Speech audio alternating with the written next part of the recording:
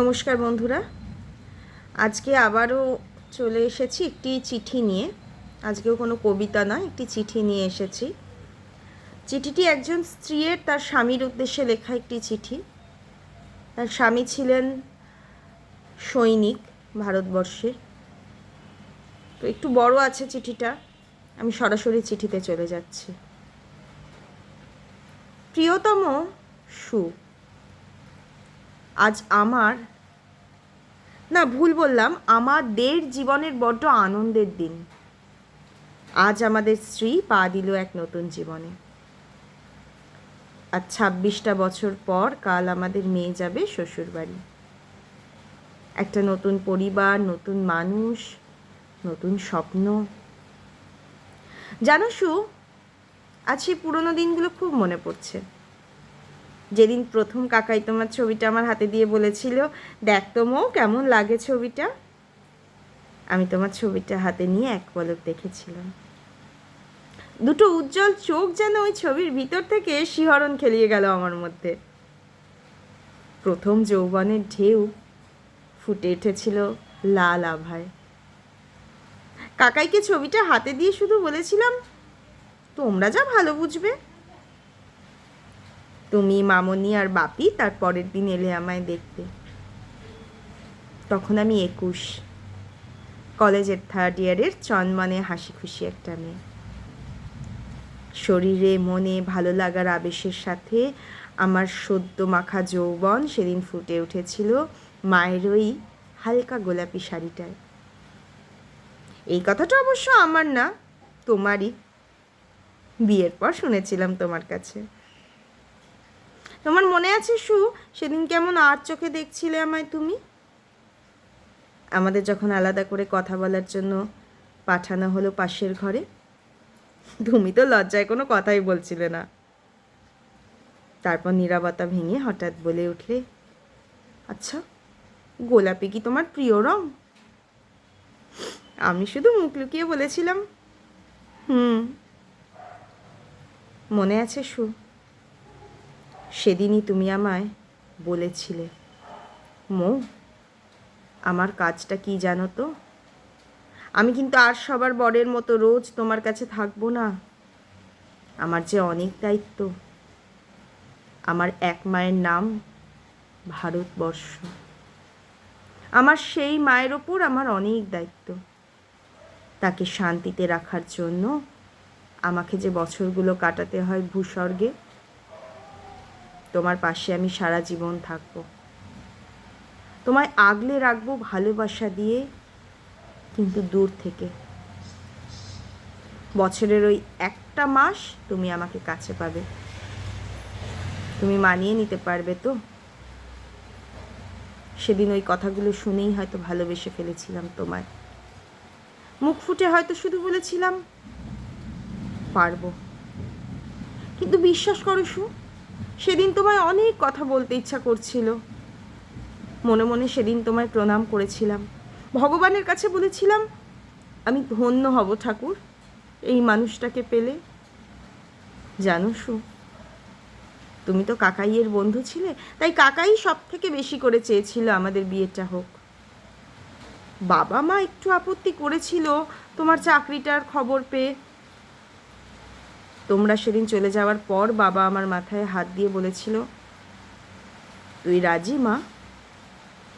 বিশ্বাস করো সু, সেদিন এক মুহূর্ত না ভেবে বাবাকে জড়িয়ে ধরে বলেছিলাম, হ্যাঁ বাবা, আমি রাজি। তারপর আর কারোর মুখে কোনো আপত্তি শুনিনি। তার ঠিক 1 বছর পর তুমি এলে ছুটি নিয়ে। 1 মাসের ছুটিতে আমাদের বিয়ে হয়ে গেল। তুমি বললে, বাঙালি যখন তখন হানিমুন তো পুরীতেই হবে। 22 বছরের আমি তখন সুখের জোয়ারে ভেসে যাচ্ছি। মুহূর্তে মুহূর্তে ভালো লাগার ঢেউ এসে ছুঁয়ে যাচ্ছে আমায়। 1 মাসের ছুটি শেষ করে তুমি ফিরে গেলে কাশ্মীর। আমায় বলে গেলে আমি যেন এমএতে ভর্তি হয়ে যাই। তুমি সব সময় আমার পাশে আছো। জানো সু, আমি কোনো রাত একা থাকিনি। মনে হয়েছে এই তো তুমি আমার পাশে। কখনো তোমার বুকে মাথা রেখেছি পরম সুখে, কখনো মনে হতো তোমার বলিষ্ঠ চুম্বনে রিক্ত হচ্ছে আমার যৌবন মিশ্রিত ঠোঁট দুটো। আমি কোনো দিন একা হইনি জানো। যখন কষ্ট হতো কিন্তু তোমায় ফোনে পেতাম না, চোখ বন্ধ করে আপন মনের সব কথা বলতাম তোমায়। মনে হতো এই তো তুমি সব শুনলে। হালকা লাগতো ভীষণ।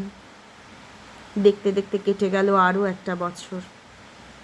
মামনি আর বাপি সব সময় খেয়াল রাখতো আমার মন খারাপ বুঝতে পারলেই বাপি আমাকে বলতো চল মো, কফি হাউসে যাই, আর বই পাড়া থেকে কিনে দিত শরৎ উপন্যাস বা আধুনিক উপন্যাস।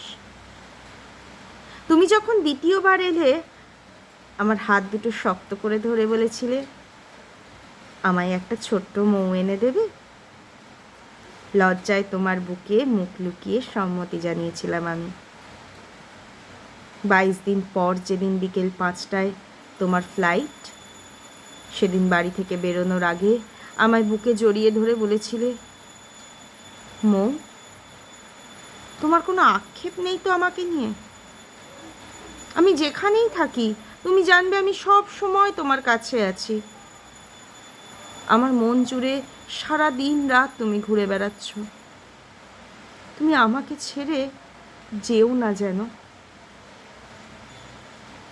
তোমার দু চোখের জল সেদিন মিশে গিয়েছিল আমার দু চোখের জলের সাথে।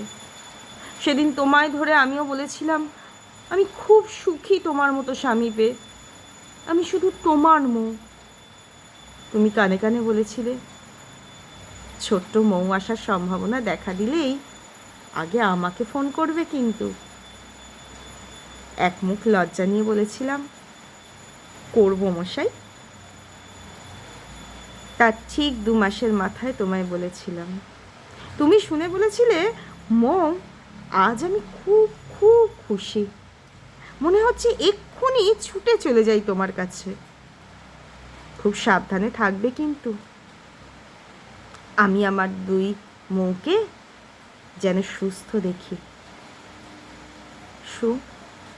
আমি সুস্থ ছিলাম, তোমার ছোট্ট মৌও সুস্থ ছিল জানো।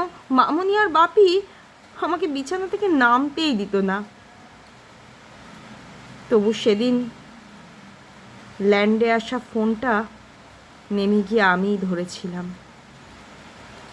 3 দিন ধরে খবরে শুধু যুদ্ধের খবর। তোমায় ফোনেও পাচ্ছি না। মামনি বাপি 3 দিন ধরে খাওয়া ঘুম ত্যাগ করেছে। 7 মাসের মাথায় আমাকে জোর করে খাবার গিলতে হচ্ছে তোমার ছোট্ট মৌয়ের কথা ভেবে। সারাক্ষণ টিভির সামনে আর ফোনে কান পেতে বসে আছি। হঠাৎ বিকেল 5:10 বেজে উঠল ফোনটা। কোনো রকমে দৌড়ে গিয়ে ধরলাম আমি। মামনি বাপিও ছুটে এসেছে আমার কাছে। ওপার থেকে চাপা গম্ভীর গলায় ভেসে এলো সেই মারাত্মক দুঃসংবাদ, তুমি নেই। মুখ থেকে এই দুটো শব্দ বের করার পর আর কিছু মনে নেই আমার। যখন জ্ঞান এলো আমি খাটের ওপর শোয়া, সেই খাটের ওপর যেখানে একদিন শুয়ে আমাকে বুকে ধরে তুমি বলেছিলে মৌ, আমি শুধু তোমার, তুমি যেন কোনো দিন আমাকে একা করে দিও না। আমি একা সেই খাটে তখন শুয়ে। পাশে স্থির হয়ে বসেছিল মামনি, আমার মাথায় হাত বুলিয়ে যাচ্ছে। আমার জ্ঞান ফিরতে আমাকে জড়িয়ে ধরে বলেছিল আমার ছেলেকে ভগবান পাঠিয়ে দিল তার আরেক মায়ের কাজের জন্য, কিন্তু আমার মেয়ে তো রইল আমার কাছে। কে বলেছে আমি সন্তানহারা? এই তো আমার লক্ষ্মী মেয়ে। তার 2 দিন পর তুমি এলে বাক্সবন্দি হয়ে। আমি খুব কাঁদছিলাম, কিন্তু জানো শু, মামনি কেমন যেন পাথরের মতো শক্ত হয়ে গেল। চোখে জল নেই, শুধু আগলে যাচ্ছে আমাকে আর সবাইকে বলছে আমার মেয়ে আছে আমার কাছে, আর আমার ছেলে গেছে তার আর এক মায়ের কাজে। তার 2 মাস পর পৃথিবীতে এলো আমাদের ছোট্ট মৌ। আমি নাম দিলাম মধুশ্রী। জানো সু, মামনি বাপি আমাকে আবার বিয়ে করতে বলেছিল, কিন্তু কেন বলো তো? আমি কোনোদিন তোমায় ছাড়া থাকি না, আমি তো শুধু তোমার। স্ত্রীকে যখন পাশে নিয়ে শুতাম রাতে, আমি বুঝতে পারতাম ওর এক পাশে আমি আর এক পাশে ওর বাবা শুয়ে আছে। ওকে সব সময় আগলে রাখছে ওর বাবা। ওর বাবা ওর ছোট্ট মৌকে যে ভীষণ ভালোবাসে। আর আমাকে তো সে কথা দিয়েছিল যে চিরকাল আমার পাশে থাকবে। সু, আমি কিন্তু আমার কথা রেখেছি। আমিও তোমাকে ছেড়ে কোথাও যাইনি। দেখো সু, আজও আমি শুধু তোমার। তোমার মৌ MA কমপ্লিট করেছে।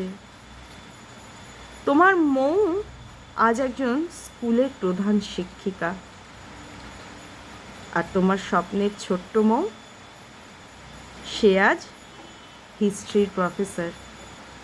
আর সেই সাথে আজ থেকে তার নতুন পরিচয়।